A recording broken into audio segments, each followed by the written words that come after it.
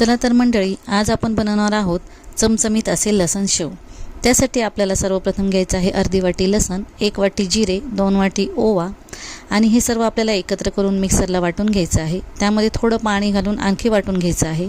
त्यानंतर हे वाटण घेऊन आपल्याला ते गाळणीने गाळून घ्यायचं आहे, म्हणजे ते त्याचे दाणे अटकणार नाहीत सोऱ्यामध्ये। त्यानंतर एक दुसरं पातेले घेऊन त्यामध्ये आपण 2 वाट्या बेसन पीठ, 1 वाटी तांदळाचं पीठ, थोडं तिखट, थोडी हळद आणि आपल्या चवीपुरतं मीठ आणि आपण लसण जिरे घालून वाटलेलं जे गाळण आहे ते आपल्याला त्यामध्ये मिक्स करायचं आहे। त्यानंतर वरतून आपल्याला कडकडीत तेलाचं मोहन टाकायचं आहे आणि गरम असल्यामुळे पहिले चमच्याने आपण हलवून घेऊया आणि त्यानंतर हाताने याला चांगलं मिक्स करून घेऊया। थोडं थोडं आपल्याला आवश्यकतेनुसार थोडं पाणी घालायचं आहे आणि या संपूर्ण मिश्रणाचा सैलसर असा आपल्याला गोळा तयार करून घ्यायचा आहे।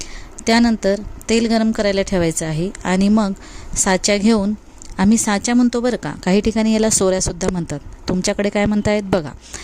आणि यामध्ये मग आपल्याला हे सारण आपल्याला भरून घ्यायचं आहे आणि त्यानंतर गरमच तेलामध्ये आपल्याला शेव टाकायचे आहेत आणि शेव टाकत असताना गॅसची फ्लेम आपल्याला मोठीच ठेवायची आहे आणि मग त्यानंतर हे शेव चांगले त्यामध्ये तळून घ्यायचे आहेत आणि नंतर थोड्या वेळाने पलटून घ्यायचे आहेत।